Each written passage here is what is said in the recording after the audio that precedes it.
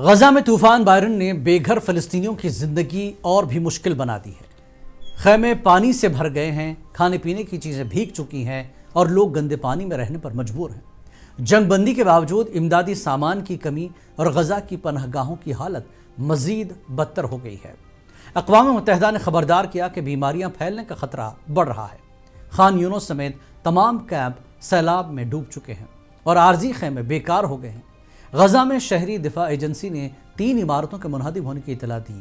سوال یہ ہے کہ جو وعدے غزہ کے لیے کیے گئے تھے وہ کہاں ہیں؟ اقوام متحدہ، ٹرمپ کا پیس پلان اور فلسطینیوں کے حقوق، یہ سب کہاں ہیں؟ طوفان نے جنگ بندی کی حقیقت بے نقاب کر دی اور انسانی بحران مزید سنگین ہو گیا ہے۔ ناظرین، آپ کا خیال کیا ہے؟ So called human rights group اور عرب دنیا فلسطین کے ساتھ انصاف کریں گی؟